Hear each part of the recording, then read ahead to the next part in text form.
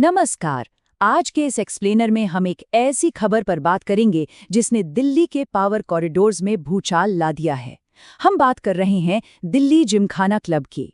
दशकों से ये जगह सत्ता, कूटनीति और एलीट नेटवर्किंग का केंद्र रही है। लेकिन अचानक आए एक सरकारी फरमान ने इस ऐतिहासिक क्लब को अपना बोरिया बिस्तर समेटने को कह दिया है। तो चलिए बिना किसी देरी के इस पूरे मामले की तह तक जाते हैं और समझते हैं कि इन कागजातों और आदेशों के पीछे असल कहानी क्या है। इस पूरे विवाद के केंद्र में है एक तारीख 5 जून। जी हाँ, सरकार ने इस ऐतिहासिक क्लब को पूरी तरह खाली करने के लिए यही अल्टीमेटम दिया है। अब आप खुद सोचिए, एक सदी से भी ज्यादा पुरानी संस्था और उसे बंद करने के लिए इतना कम समय।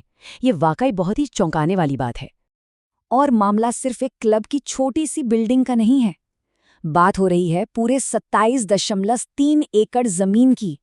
लुटियंस दिल्ली के बिल्कुल बीचों बीच स्थित इतनी विशाल और बेशकीमती प्रॉपर्टी, देश के सबसे वीआईपी इलाके में इतनी बड़ी जमीन को रातों रात खाली करवाने का आदेश, जाहिर है ये कोई मामूली बात तो है नहीं। तो आज हम इस मुद्दे को कुछ इस तरह समझेंगे। सबसे पहले ये अचानक आया बेदखली का आदेश, फिर इसके पीछे सरकार का तर्क, इसके बाद क्लब की प्रतिक्रिया, इस जगह का 100 साल पुराना इतिहास और आखिर में बात करेंगे इसकी मानवीय कीमत पर। तो चलिए शुरू करते हैं पहले हिस्से से, सरकार का तर्क। आखिर इस अचानक हुई कार्रवाई की मुख्य वजह क्या है? देखिए, 22 मई को लैंड एंड डेवलपमेंट ऑफिस ने एक पत्र जारी किया। इसमें सफदरजंग रोड के इस परिसर को खाली करवाने के 3 बड़े कारण बताए गए: रक्षा ढांचे का निर्माण, सार्वजनिक सुरक्षा और कुछ बहुत ही जरूरी संस्थागत जरूरतें। मतलब सरकार का सीधा सा कहना है कि ये जमीन अब राष्ट्रीय सुरक्षा और गवर्नेंस के बुनियादी ढांचे के लिए अनिवार्य है। इसके लिए सरकार ने जो कानूनी रास्ता चुना है उसे टेक्निकल भाषा में पुनः प्रवेश और बहाली यानी री एंट्री एंड रिजम्पशन कहा गया है। असल में सरकार ने लीज डीड के क्लॉज 4 का इस्तेमाल किया है। इसका सीधा सा मतलब ये है कि राष्ट्रपति के माध्यम से लीज खत्म की जा रही है और अब ये पूरी 27.3 एकड़ जमीन, इसकी इमारतें और लॉन, सब कुछ तुरंत सरकार के कब्जे में आ जाएगा। ये कोई आम नोटिस नहीं है, ये एक तरह से सीधा और पूर्ण अधिग्रहण है। अब आते हैं दूसरे हिस्से पर, इसके खिलाफ हो रही तत्काल प्रतिक्रियाएं और विरोध। जैसे ही ये खबर आई, क्लब में हड़कंप मच गया। गवर्निंग काउंसिल की सबसे पहली कोशिश यही है कि रोजमर्रा का कामकाज बिना किसी रुकावट के चलता रहे।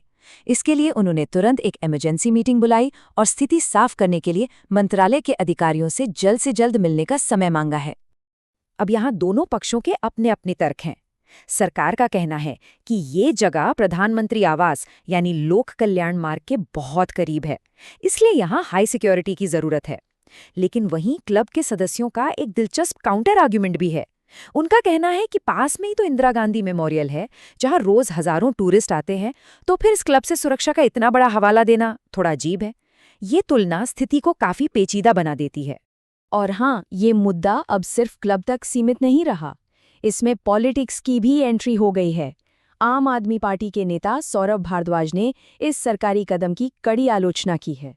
उनका कहना है कि समाज के अलग अलग वर्ग अब सरकार की ऐसी कार्रवाइयों का असर महसूस कर रहे हैं, तो साफ है कि इस बेदखली के अब व्यापक राजनीतिक मायने भी निकाले जा रहे हैं।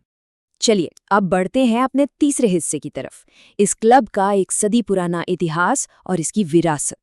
इस क्लब की जड़ें बहुत गहरी हैं। बात 1913 की है, जब इसे इंपीरियल दिल्ली जिमखाना क्लब के नाम से शुरू किया गया था। फिर 1930 के दशक में जाने माने आर्किटेक्ट रॉबर्ट टो रसल ने इस शानदार सफदरजंग रोड परिसर को डिजाइन किया। लेकिन कहानी में बड़ा ट्विस्ट आया 2022 में, जब वित्तीय गड़बड़ियों के आरोप लगे और एनसीएलटी ने सरकार को इसका मैनेजमेंट संभालने की इजाजत दे दी। और अब ये बेदखली का नोटिस सामने है। आपको बता दें कि ये कोई आम क्लब नहीं है।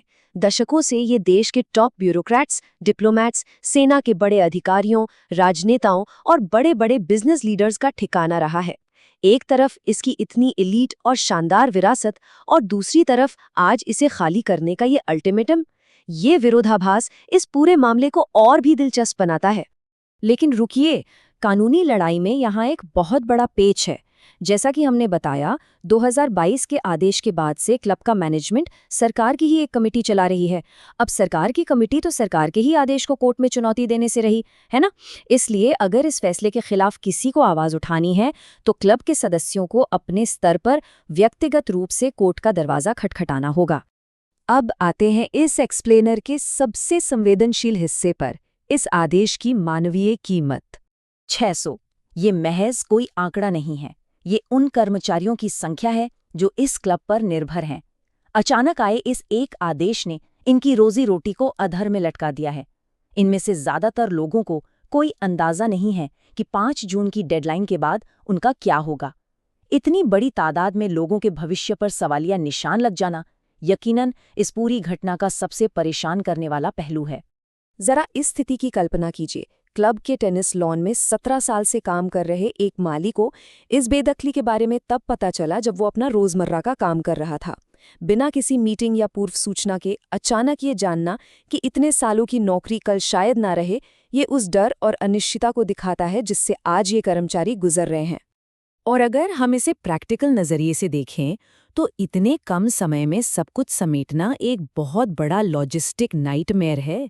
क्लब के ही एक अधिकारी का कहना है कि बिना किसी प्लानिंग या ट्रांजिशन प्लान के इतने विशाल और ऐतिहासिक संस्थान को चुटकियों में बंद कर देना व्यावहारिक रूप से संभव ही नहीं है। इतनी संपत्तियां, इतने सारे ऑपरेशंस, ये सब कुछ रातों रात कैसे होगा? तो आखिर में ये पूरा विश्लेषण हमें एक बहुत ही अहम सवाल के साथ छोड़ जाता है। एक तरफ है राष्ट्रीय सुरक्षा की बेहद जरूरी मांग और दूसरी तरफ है हमारी ऐतिहासिक विरासत और सैकड़ों कामगारों की आजीविका। क्या हम इनके बीच कोई सही संतुलन बना सकते हैं? इसका कोई सीधा या आसान जवाब तो नहीं है, लेकिन ये सोचने वाली बात जरूर है। इस एक्सप्लेनर में हमारे साथ जुड़ने के लिए बहुत बहुत शुक्रिया।